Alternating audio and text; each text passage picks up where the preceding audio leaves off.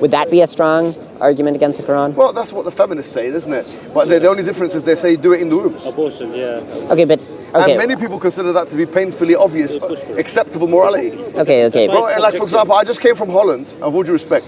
I came from Holland, and they have a law that says up to 6 months a woman can actually abort a child. Now, have you seen what a 6-month child looks like? Bro, look, if you cut up a 6-month child. Now, it's painfully obvious for a feminist to believe in that. Forget about me, let's talk about the actual things. Feminists, it's painfully obvious for them that a woman has a right to abort a child. It's painfully obvious for a Catholic that that's not the case. So the thing is that there has to be a final arbiter. So just to be clear, if the Quran said that whenever you see a baby, you should torture it to death, you would think that would not be a decisive mark against the Quran? Wait, sorry, just yes or no? Would that be a decisive mark against the Quran? For me, it's not decisive, no. Okay. It's not decisive. Would that be a substantial bit of evidence against the veracity of the Quran? It can build into a cumulative case. Yeah. Would it be a substantial consideration? It depends on how you define substantial. Okay. But here's what I would say. The issue is that Ibn Taymiyyah says. Ibn Taymiyyah makes the point that because human beings are primarily socialized beings, because human beings are socialized, the influence of society on them, on how they see things as right or wrong, it pervades the human psyche in a way that they can't even recognize themselves. What is painfully obvious to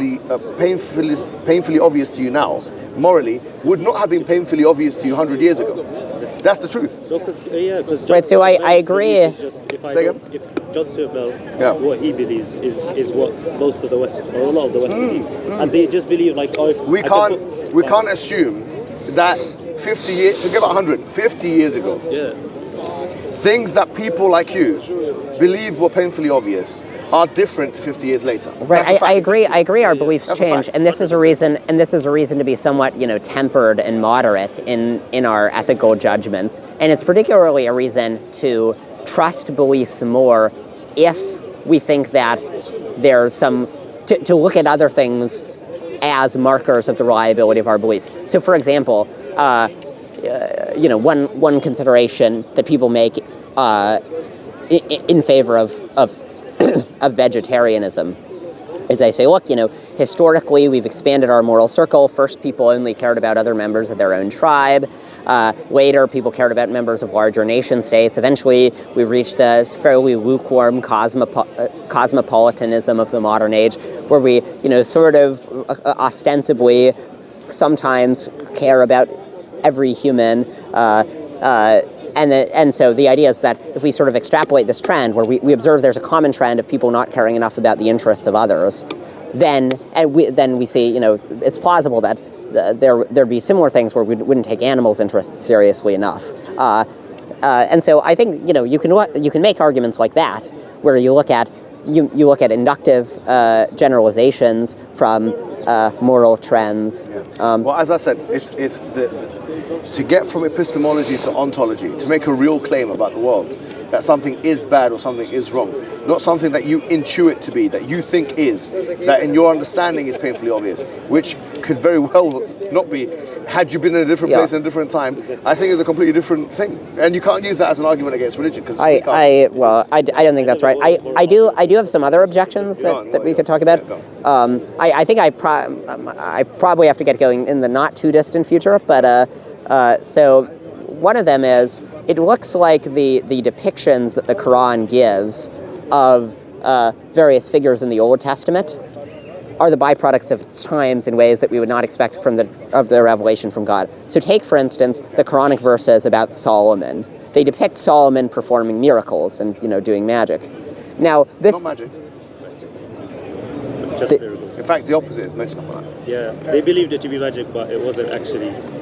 So the Quran says in chapter number 2, verse 100, this is وَاتَّبَعُوا مَا تَتْلُو الشَّيَاطِينُ عَلَى مُلْكِ سُلَيْمَانَ وَمَا كَفَرَ سُلَيْمَانُ وَلَكِنَ الشَّيَاطِينَ كَفَرُوا. That it wasn't, that basically there were two angels, I'm going to summarize, there were two angels, Harut and Marut, that came to Solomon, and Allah says that he didn't engage in this. He did not engage in the magic himself. وَمَا كَفَرَ سُلَيْمَانُ وَلَكِنَ الشَّيَاطِينَ كَفَرُوا. The devils were the ones who disbelieved. يُعَلِّمُونَ النَّاسَ السِّحْرَ. Wait, so they are the ones who teach magic. Sorry, so it was angels who sort of served alongside Solomon, and they were the ones who did the magic or the miracles. Nothing about served alongside. They just went that these two angels, Harut and Marut, according to the Quran, they went to the people. يُعَلِّمُونَ النَّاسَ السِّحْرَ. They are the ones who taught the people magic.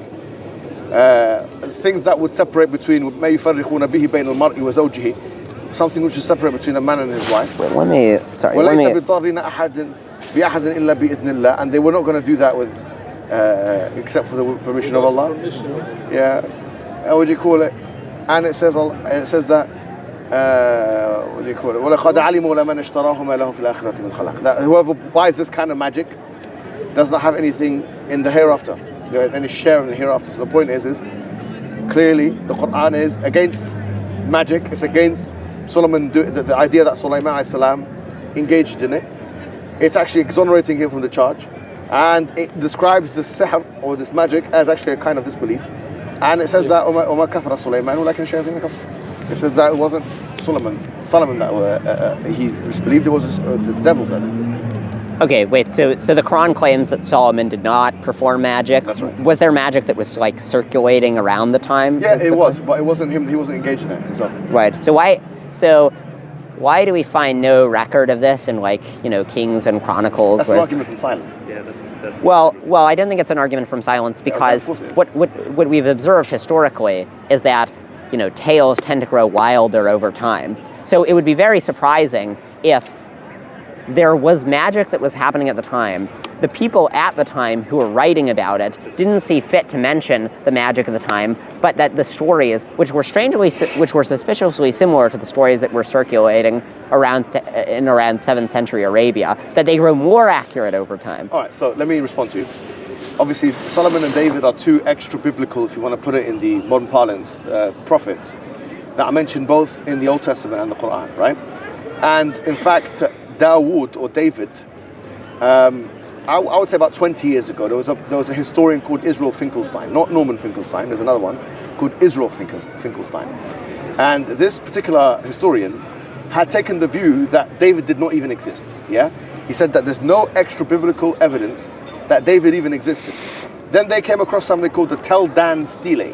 The Tel Dan Stele is basically a big piece of rock, which is mentioned in it, the House of David. So Israel Finkelstein, who was an atheist or secular historian, changed his mind upon seeing new information about David that wasn't there in the first place. Now, it's respected among historians of that period of time that David and Solomon, in fact, both existed. So this is in 20 years. That's why arguments from silence are very weak. Because in 20 years, historians can find some kind of a record, some kind of a rock. That's number one. It's very similar to moral arguments. Yeah. So number two is this. I think what he considers to be an objection of Islam is exactly an argument for the veracity of Islam. Because some of the things that I mentioned in the Quran, which are historical aspects, could not have been known by the Prophet Muhammad. Or the probability of them being known by the Prophet Muhammad would have been exponentially low. What regarding Solomon? What are the examples involving David and Solomon? No, David and Solomon, we don't have even that much historical information, so they're not good case studies. But I think when we get to Moses onwards, we got good case studies. So Moses, if we consider the fact that he's Ramses II, okay? Pharaoh, Pharaoh is Ramses II, yeah? According to the majority of those who analyze it, and they've got good reason to believe that, by the way. So, for example, his Ramses II came after a guy called Merempata. Merempata, like I said, with the Tel Dan stele, had his own stele. And in that stele, he'd mentioned Bani Israel once again. But now he said that we had kicked them out. It's mentioned the 17th line of his stele. He was the son of Ramses II. He came after him, yeah? Right. So that's right. So if he came after and he said we kicked them out, it means that his father's the one who saw it, what happened. So it's clearly a history that he's narrating upon his father's reign. So also at the beginning of the book of Exodus, it says that the Israelites built the store cities of Pithom and Ramses. And Ramses presumably was... Yeah, exactly. So that's a lot of the reason why I say that, because it's Ramses II. Now there's claims the Quran makes about Ramses II, which are not even found in the Bible. Yeah. There are claims the Quran makes about... 600 king and Pharaoh. That's something else. What are some of the claims? So some of the claims are the following, right? So it says that he believed in that he was a god. He says, "Anna rabbukumul a'la." Okay, the Bible there's nowhere in the Bible where it says that Ramses II claimed divinity. Nowhere. The Quran says that he says, Ana Rabbukum al-A'la, that I'm your Lord Most High. Yeah? It's mentioned in the Quran, chapter number 7, that he said, not only did he say that I'm your Lord Most High, but Ramses II also mentioned, that the Pharaoh also said that there were other peoples, there were other gods that were being worshipped. أَتَذْرُ مُوسَى وَقَوْمَهُ لِيُفْسِدُوا فِي الْأَرْضِ وَيَذَرَكَ وَآلِهَتَكَ. It's what's mentioned in the Quran. It says that, do you leave Moses and his people to create corruption in the land? وَيَذَرَكَ وَآلِهَتَكَ. And they leave you and your gods. So clearly, two claims. One, that Pharaoh said that he was God. There's good evidence from a historical perspective, it's actually uncontroversial now, that Pharaoh, these guys claim divinity, number one. Did we find this out after we got the Rosetta Stone? Yes. And then, so a good point. So this information, don't forget, hieroglyphics were a dead language. Exactly. There is no access. The Prophet Muhammad had no access to the hieroglyphics because we only found out about what these things meant when the Rosetta Stone came, which is, I don't know when that was. 100 also. What was that? When was that discovered? And it was translated in the 1820s. Exactly the year, yeah. But it was I went to the Egyptian Museum in Cairo. They've got like a duplicate of it and stuff. The original is in the British Museum here. Yeah, I know. They've stolen it. But Egyptian Museum. But the point I'm making is this: is that you can go to the British Museum and try to look at. What was it? 1800, 1700, 17 something? Napoleon found it, and it was given to the British took it in the early 1800s. Yeah, there you go. And then it wasn't translated for another 20-something years. I thought. The 1820s is when they were. Yeah, so for those, I had thought that they. Beautiful. So that's sorry. I thought they'd known for a while that the pharaohs claimed to be gods. Maybe they didn't know it. Well, even if it wasn't mentioned in the Bible. But that's the way they get it from. So here's the thing. Think about what the Prophet Muhammad ﷺ, right? The claim that people make about him is that he copied from the Bible. That's the claim they make. They say he copied. Okay, but here's the thing. But it doesn't have to be that he copied every claim. Here's the point. Where did he get this information? Yeah? This is the Quran makes this argument, actually. It says, you didn't know about this. We gave you this information. You couldn't have known this, yeah? Sorry, can you just tell me the verse that you're referring to? Which ones? The one. So there's lots. For example, when it says that Ana Rabbukum al-A'la is mentioned in multiple places in the Quran. So in Nazi'at, chapter number 79, verse number 15 or 14 or something like that. I have an English copy. Wait, sorry. I Huh? have an English copy. Okay. Yeah, chapter number 79. Chapter. What was it? Verse 14, 15? Can you find out for me? Also the name of Haman. Yeah, that will come. But I'll give him one at a time, It says, Ana Rabbukum al-A'la. He says, Ana Rabbukum, faqala Ana Rabbukum. Sorry, 79 verse what? 24. 24. That's the one. Said, but he denied and disobeyed. Then he turned his back, striving, and he gathered his people and called out. He says, I'm your Lord Most High. Yeah, so the sky didn't wept over them. Yeah, no, I'll come to that. But we were doing one at a time. There's so many, elements here, so many aspects. So I can't comment in any detail on these claims. I haven't looked into them carefully. But Mormons say the same thing, Mormons religion, when was that? They had the libraries. Go to the library and find that out, information. Can I have your water? Because I need to break my fast. Yeah, that's not water, it's finished. I know it's anything will do. Okay, You want me to bring water? Where is it? I don't know, can you get it? I'll get it. This should do. So here's first point number one. It's mentioned, is it Maghrib? It's very soon. Very soon. One second. So, point, excellent. So, as we mentioned, number one, historically, this information could not, it's implausible, or let's just say it's highly improbable, for someone to claim that the Prophet ﷺ got this information himself. Why? It's making a claim about ancient Egyptian history. And there's no record of any of that stuff outside of the Old Testament. Even that, there was no copy of the Old Testament. But that's the only thing someone could say, okay, well, he copied from the Old Testament. But there's nothing in the Old Testament at all of Pharaoh claiming to be God, number one. Number two, that there were other gods aside God that were being worshipped in Egypt. Number three, and this is a classic one we use, but I'm going to use it. Sorry, that there were other gods being there are lots of gods being worshipped most of the time, and that doesn't seem like a very impressive prediction. Yeah, but that's not, No, I know, to make the claim. What I'm saying is that it's painting, you're mentioning the historical thing. I'm saying if you look at the details, the historical details here, these are details, is giving you a complete image. And that image we have found out because of the Rosetta Stone, because we'll be able to unlock the hieroglyphics. Number 3. Can I interrupt for 1 Sure. second on that? So, I just Googled it. Genesis Rabbah, which is a Midrashic source. It's a 89.3. Involves Pharaoh describing himself as a god over the Nile River. So at least according to Jews, Genesis, I don't remember when it was written in the early... That was written before the Prophet Muhammad, but then it wasn't compiled at his time. So according to Nusna, Jacob Nusna, who's a Jewish scholar. Yes, I have a couple of his books. He's actually one of the most prolific writer of all time. He's written 8 billion books. I think he's written 900 and something. He's got the record for the most books written by a human being, I think. Yes, I have one of his books on Midrash. Yeah. Yeah, that's the one I'm talking about. Right. So that one there. It's many that you're talking about. But Genesis, the plausibility that Genesis Rabbah would have been available in the Arabian Peninsula. No, zero. But the fact is that Jews at the time also would not have had knowledge that, unless it was common knowledge, that pharaohs thought of themselves as God.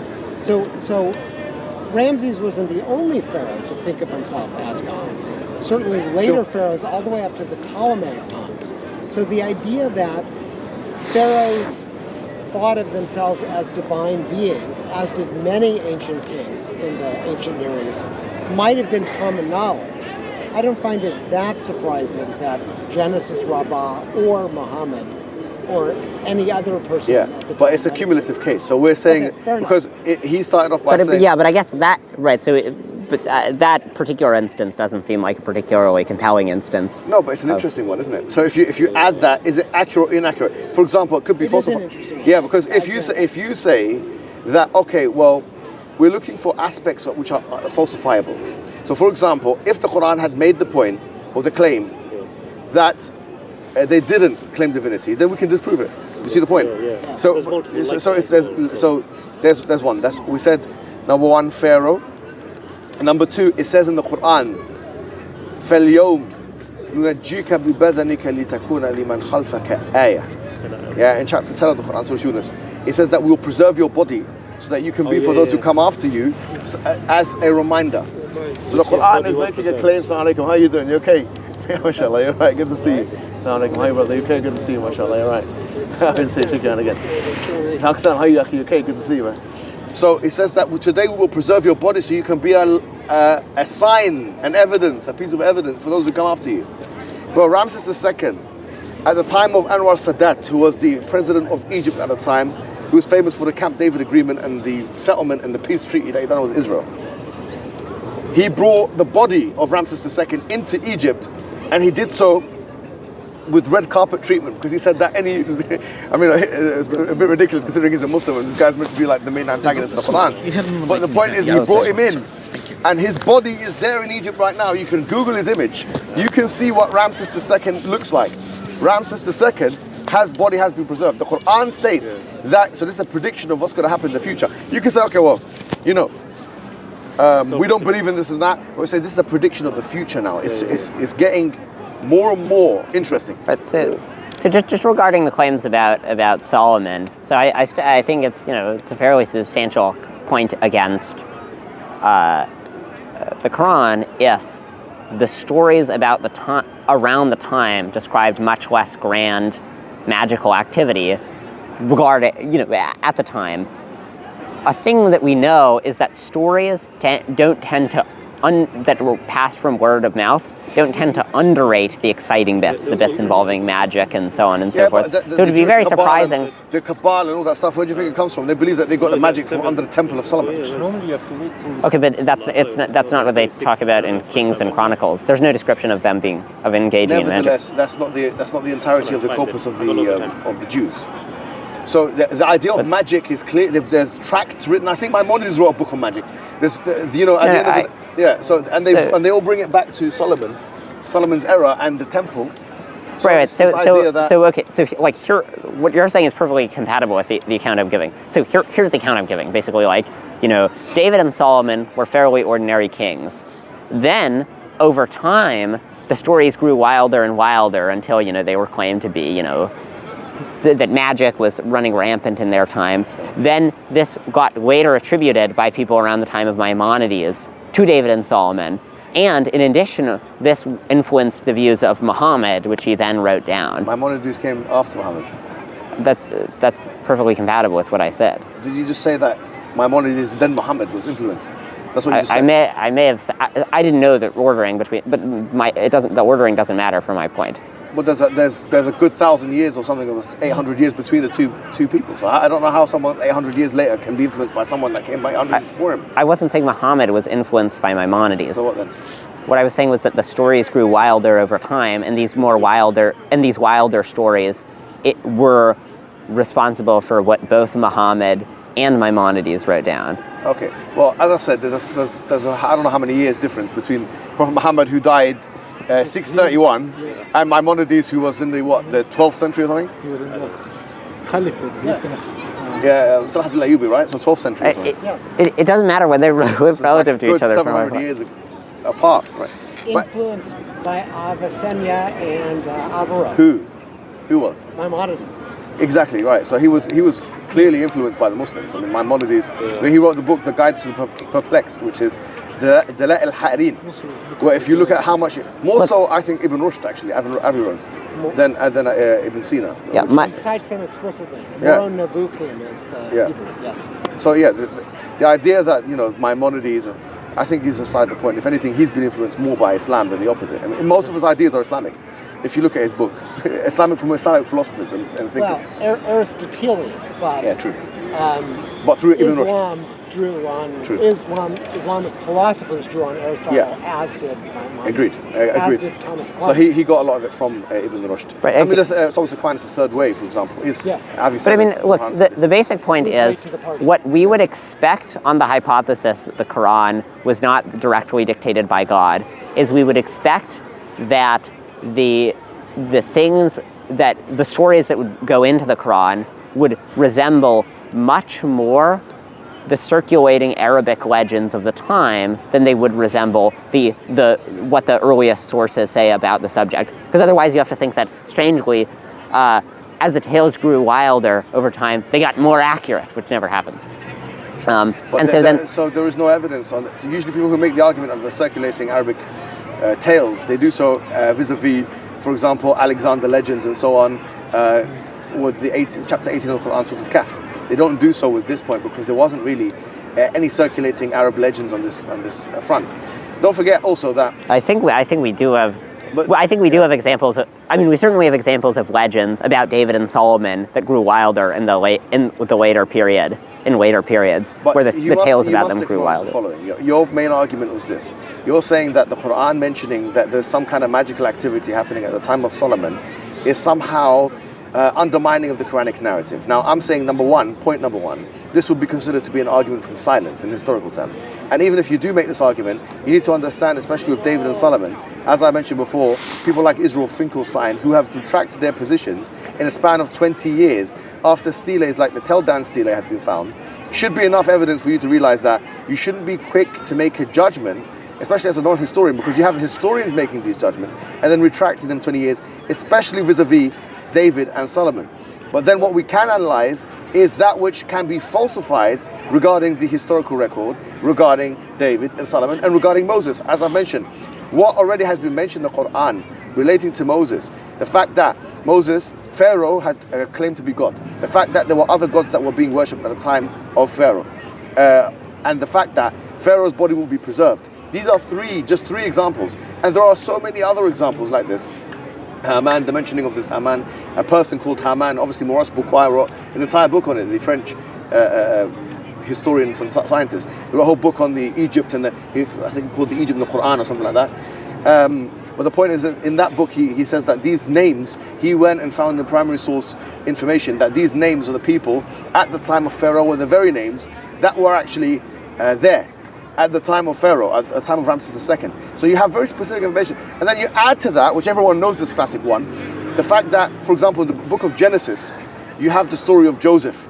And in chapter 12 of the Quran, the surah of Joseph, you have the same story. And bear in mind, Joseph is located also in Egypt. But then you find that when Joseph in the Quran is discussing with the sovereign of Egypt at the time, he was referring to him as a king. Whereas Moses was referring to the sovereign of that time as a pharaoh. And now it has essentially been confirmed that the Bible was wrong and the Quran was right. So this is a clear-cut case of the Quran actually historically correcting the Bible on something which in the... But I'm sorry, make the argument again? Let me make the argument. Yeah. So in the book of Genesis, Yes. you have the discussion of Joseph. Yes. Okay, Joseph. And in the Quran, you also have Joseph being mentioned. Yeah? Okay. Now, if you look at most historians, whether they be Christian, Muslim, or otherwise, they locate Joseph at the time of the Upper Intermediate period. This is the Hyksos dynasty. The Hyksos dynasty was not a dynasty of pharaohs. It was a dynasty of kings.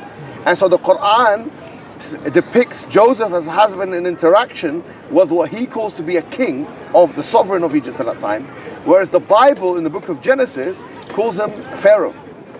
So the question is, even the. Yeah. I mean, look, I was just in the British Museum. Sure. So even the leaders at that time. I mean, first of all, the Hyksos came and went, so it's not clear exactly if the Israelites at the time were identified with the Hyksos, but there were pharaohs going all the way back to the first dynasty who used the term pharaoh.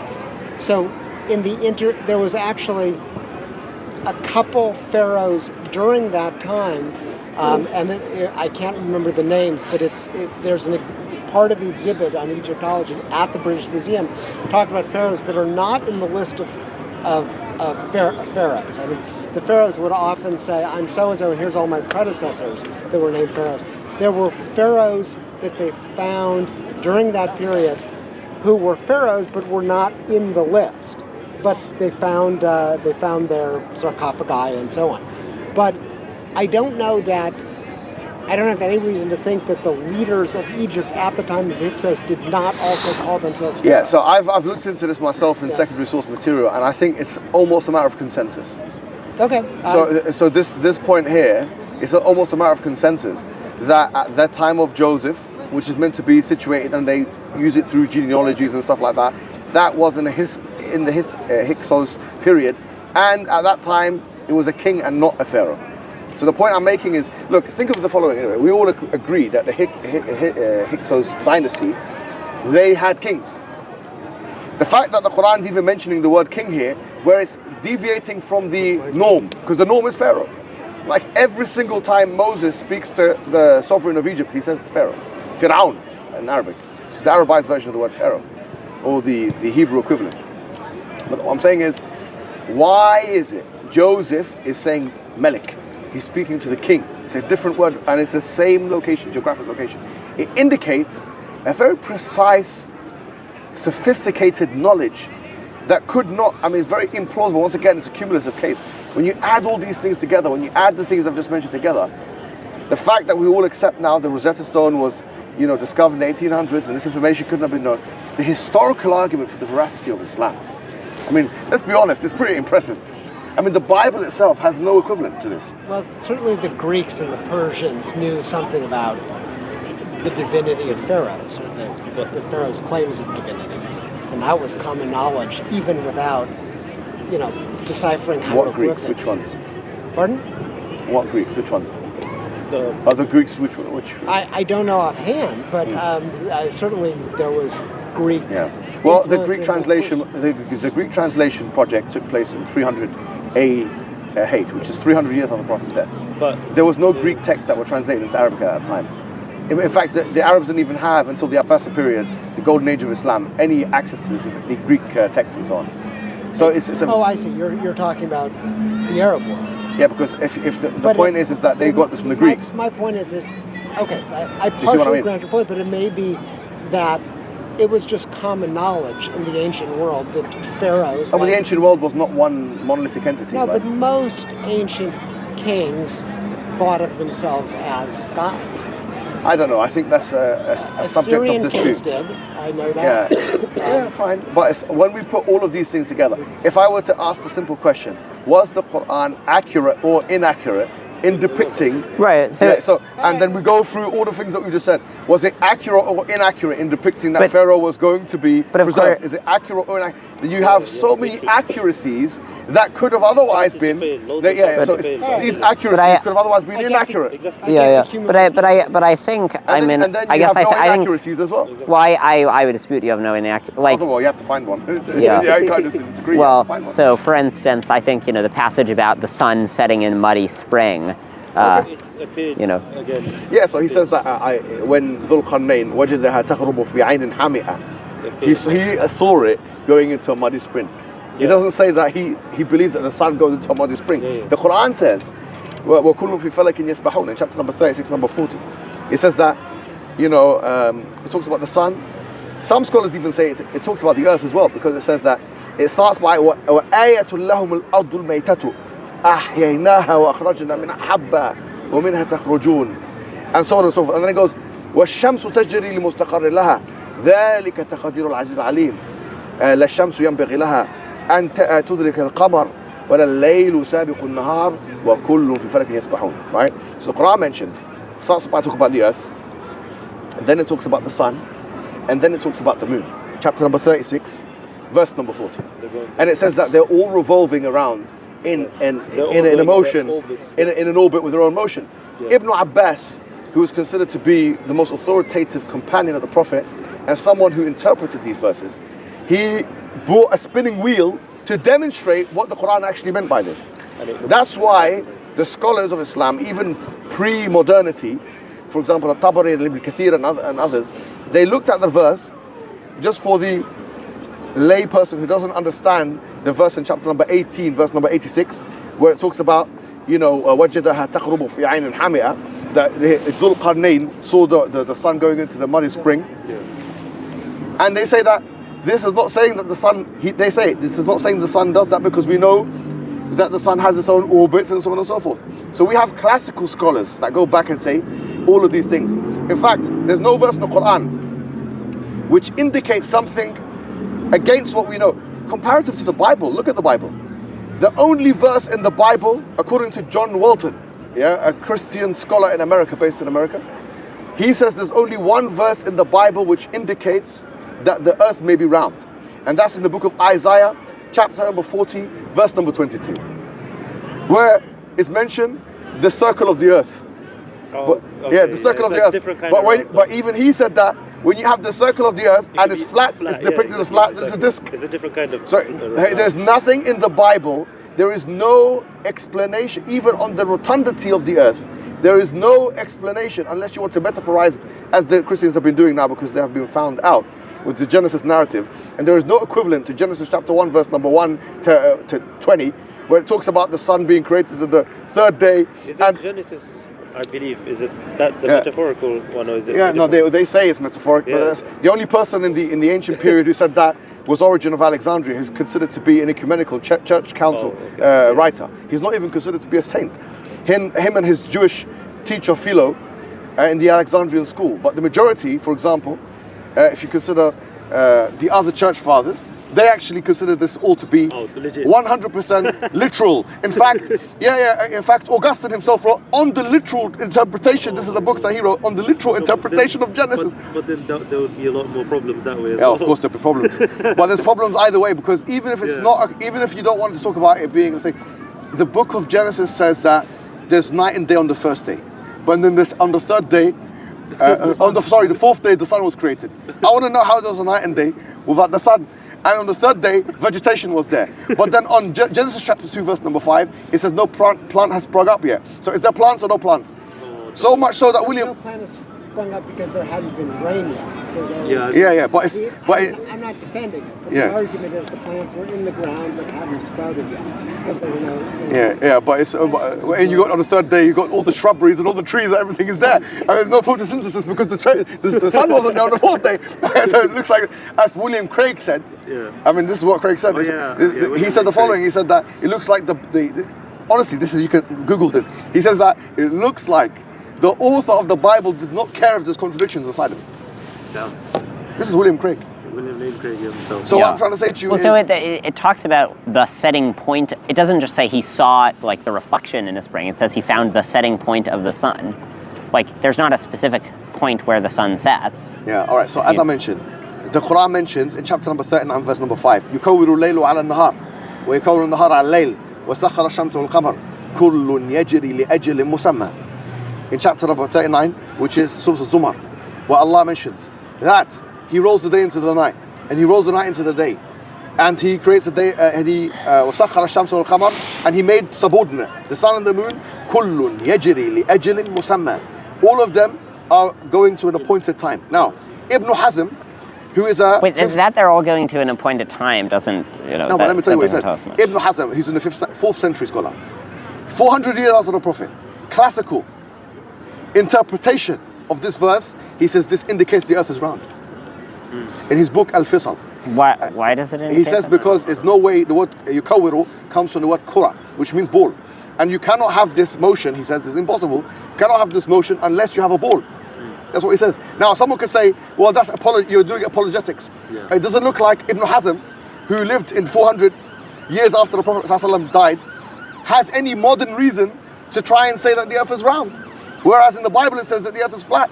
And there's no interpretation of a classical nature or type that indicates that the earth is round from a literal reading of the Bible. So if you believe the earth is round, and you also believe in literally interpreting the Quran and the Bible, you have to believe in the Quran. You cannot believe in the Bible. Finish.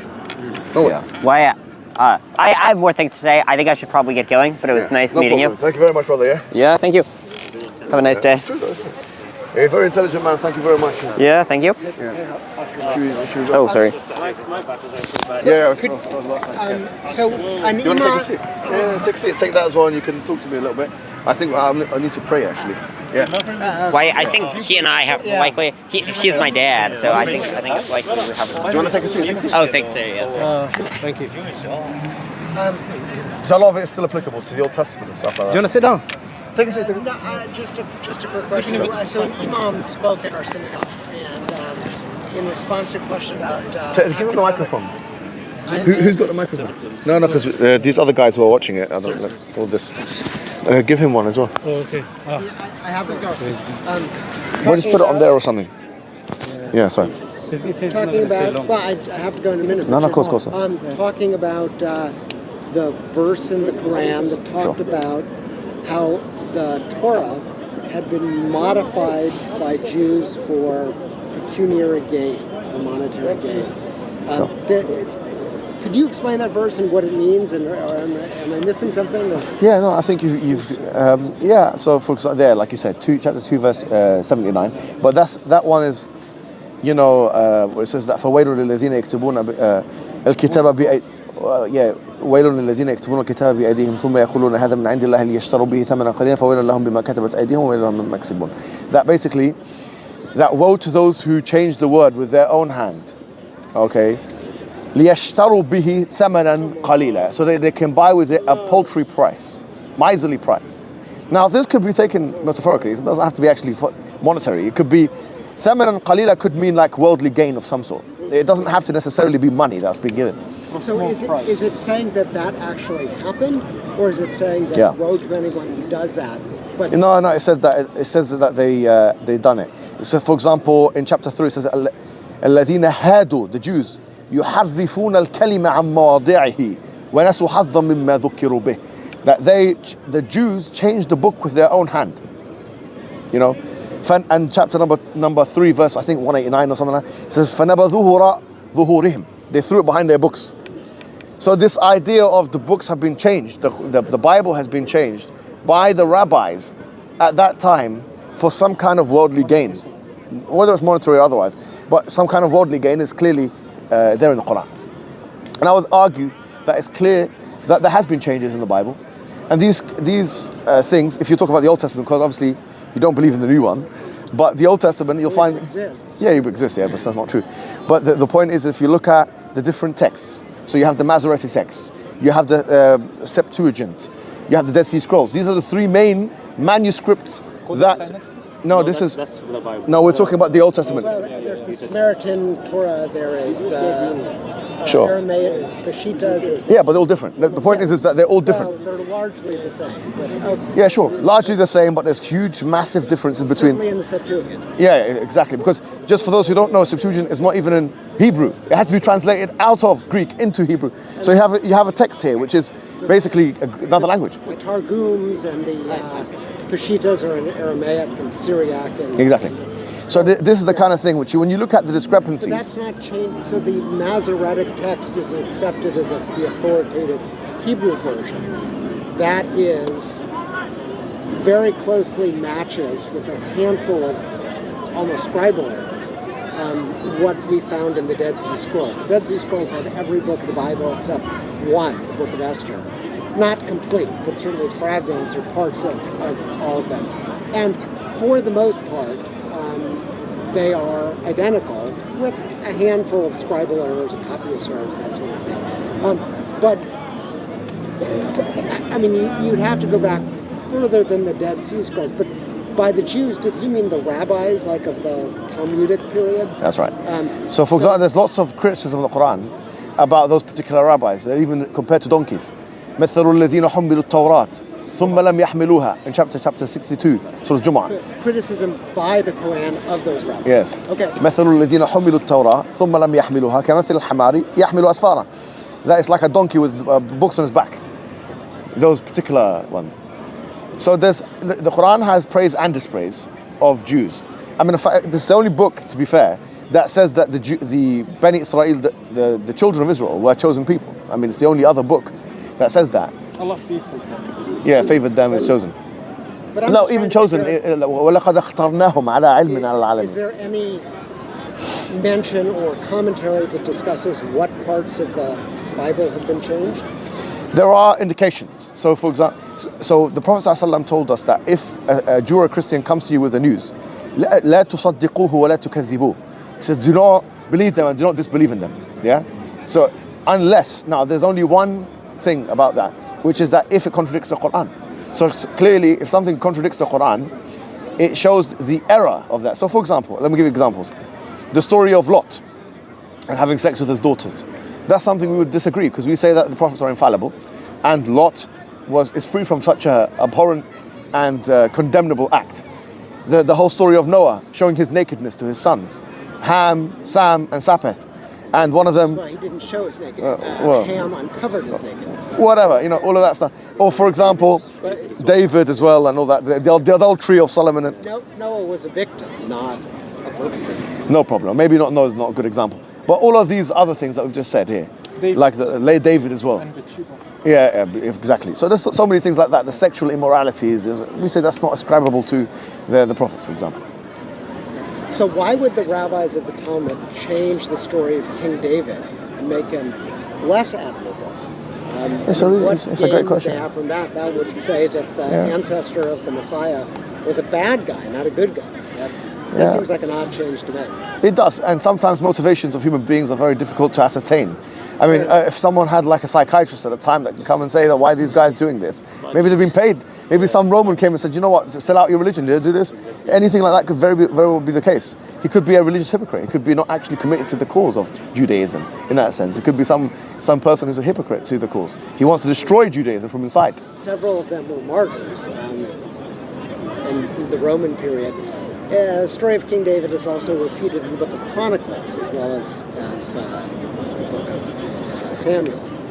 But you see the point of the sexual immoralities. Like, what is the reason why Lot had sex with his daughters? What do we get from that? What moral guidance do I get from that? The commentary is he was drunk and they tricked him and he thought the world had ended. So he was badly mistaken. Modern scholars say He's getting drunk. It's a teleological explanation. I mean, it's a way of sort of making fun of the two enemy neighbors of Israel, like the Ammonites and the Moabites. Moab means from my father, and Ammon is Ami is my father. So the modern explanation is that, I mean, it would be analogous to in America. Take care, brother. Take care, inshallah. Yeah. If corny example, but I think it illustrates the point. If someone wanted to make fun of Mexico and Canada, they said, well, Canada got its name because they drank soft drink that made them stupid, can of duh. and Mexico, they were all mixed up, so they called it Mexico. I mean, it's sort of a corny word play. Yeah. Right? No, but yeah, it's things like that. Making fun of two neighboring countries. These two neighboring countries were enemies at the time of Israel. Sure. And so you have some of them. There's lots of stories in the Torah that are what scholars call etiological. That is, they provide an explanation. Mythological. Not mythological. Well, I mean, you might as well say this, you know. So, for example, it has a spiritual meaning. I think we should get. Okay, so just to wrap up this point, and then I have to go. In Genesis, I guess 21, immediately before the Abraham sacrificing Isaac story, which, there's a much less interesting story where Abraham and Avimelech make a treaty, and they name Beersheba. Beersheba means 7 wells, but also the 7 oaths. And so it's the origin of the name, but it's got a double meaning. So it looks like it's not a lie, but it may be a mythological story. But it may have been accurate, but certainly an etiological story. That is, it is offered to explain where something came from. I know that's what they have to say, because a lot of the stories in the Bible, including the Amalek and killing this genocides and all these kind of things, they have to have some explanation for it. So they either metaphorize it or they have to reject it. And so we've got these things in the Bible which clearly you can see the word of man has entered. Like, for example, Ezekiel, chapter number 23, verse number 21, if you guys know what I'm talking about. It's the porno, basically. It's talking about the penis and this and the size of this and that. I mean, what kind of moral guidance am I getting of that? If we get, what do you call it, Ezekiel 23, 21, if someone brings that out and reads it, I mean, tell me if you would bring that and read it to your daughter, for example. Do you want to bring it? They describe the parts, like Ezekiel. donkeys and... Absolutely, yeah. Absolutely. All right. Well, thank you very much. It was nice chatting with you on that note. Whose are these? I'll put them. Okay, I'm gonna go prepare them as well. Yeah. All right, sure. I'm gonna put this on the chair, and then the guys can sort it out. Can I? He's got to take the chairs. He's winding them up. No, but this is mine. So I'm gonna put it here, and here's the thing as well. If anyone says anything, this is the thing, yeah.